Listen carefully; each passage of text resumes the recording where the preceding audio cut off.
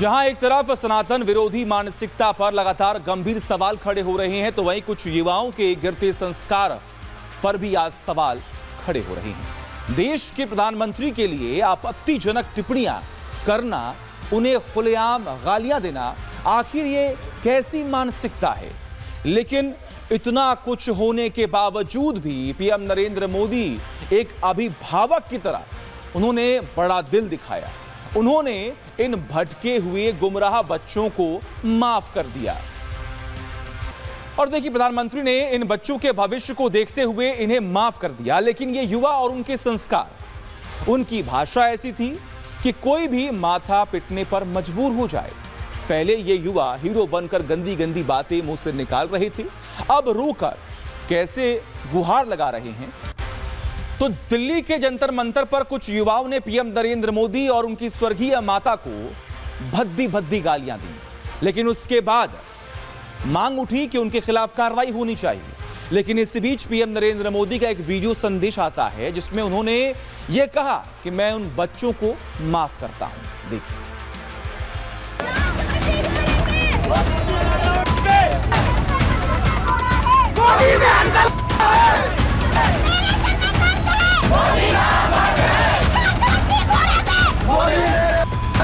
कुछ शरारती बच्चों ने भद्दी भद्दी गालियां बोली। पेपर जो बार बार लीक करता रहता है। एक कल्चरल शॉक है कि हमारी बेटियां इस प्रकार की भाषा कैसे बोल सकती हैं। इससे हम परिस्थितियां नहीं बदल पाएंगे। मैं उन्हें माफ करना चाहता हूं।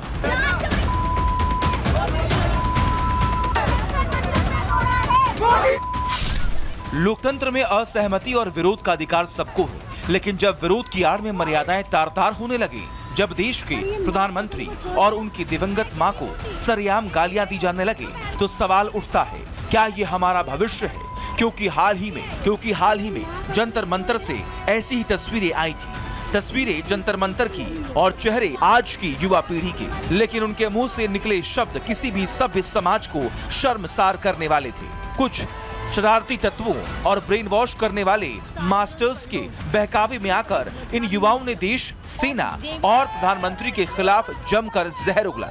जब पुलिस का एक्शन शुरू हुआ तो माफीनामे भी आने लगे। लेकिन देश के मुखिया का दिल उस पिता की तरह निकला जो बच्चे की गलती पर उसे घर से निकालता नहीं, बल्कि सीने से लगाता है। कभी कभी दांतों तले हमारी जीभ आ जाती है, खून निकल आता है, लेकिन हम दांत तोड़ते नहीं है, क्योंकि दांत भी हमारे हैं, जीभ भी हमारी है, बच्चे भी हमारे हैं। उन्हें राह दिखाना हमारा काम है। ये सिर्फ एक बयान नहीं था, ये एक कड़ा संदेश था उस इकोसिस्टम के लिए जो अपने सियासी फायदे के लिए युवाओं के दिमाग में नफरत का बीज बोता है। आंदोलन को हाईजैक करके इन बच्चों को मोहरा बनाया गया। पीएम मोदी ने इस दर्द को गहराई से महसूस किया। जिस तरह की अभद्र भाषा का इस्तेमाल प्रदर्शन शामिल लड़कियों ने किया, उसे देखकर पूरा देश हैरान था। प्रधानमंत्री ने भी इसे भारतीय समाज के लिए कड़ा कल्चरल शॉक माना।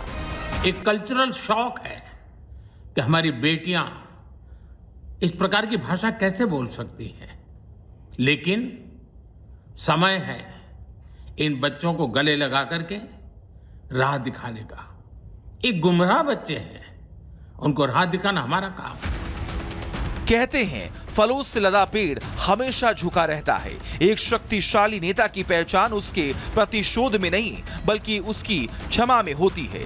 प्रधानमंत्री चाहते तो इन युवाओं पर कड़ी कानूनी कार्रवाई हो सकती थी, लेकिन उन्होंने सजा की बजाय इनका भविष्य संवारने का फैसला किया।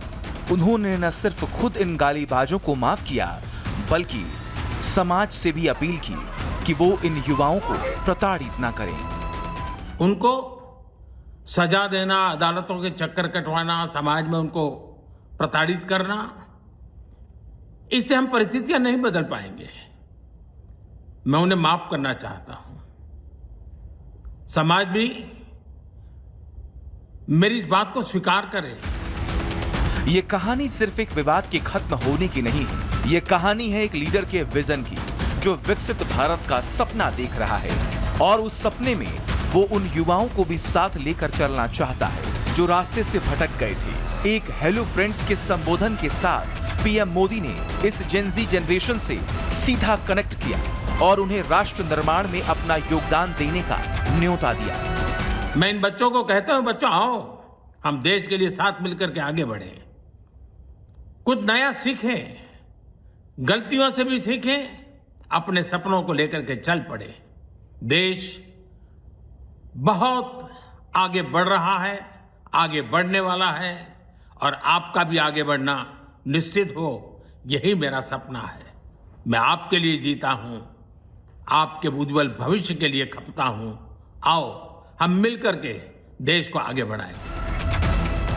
लोकतंत्र की असली खूबसूरती इसी में है, जहां आलोचना और मतभेद के लिए पूरी जगह हो, लेकिन भाषा और संस्कृति की मर्यादा बची रहे। प्रधानमंत्री की इस उदारता ने एक नजीर पेश की है। अगर युवा भटक जाएं, तो उसे दंड से पहले दिशा देना समाज की जिम्मेदारी है। अब बारी इस युवा पीढ़ी की है, वो इस क्षमादान को समझे और अपनी ऊर्जा गालियों में नहीं बल्कि देश के गौरव को बढ़ाने में लगाए। Bureau report, Republic Bharat.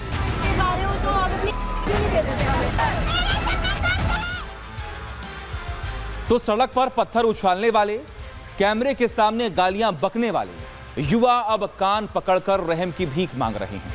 PM Modi ने इन युवाओं का भविष्य देखते हुए इन्हें माफ भी कर दिया, लेकिन पिक्चर अभी बाकी है।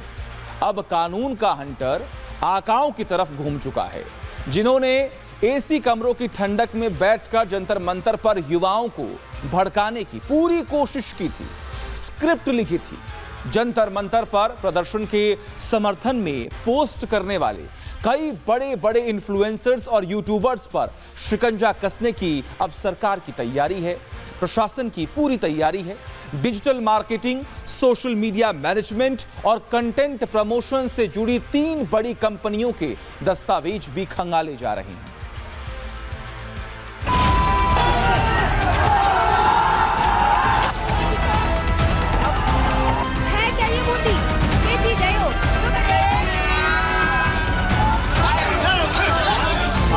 आने वालों से माफी मांगना चाहती हूँ। और जंतर मंतर पर युवाओं की आड़ में सड़क पर पत्थरबाजी करने वाले मोहरे तो बेनकाब हो गए। गालीबाज युवाओं ने कैमरे के सामने कान पकड़कर माफी भी मांगी, लेकिन अब शिकंजा उन आकाओं पर कस रहा है जो एसी कमरों में बैठकर इस पूरी साजिश की स्क्रिप्ट लिख रहे थे।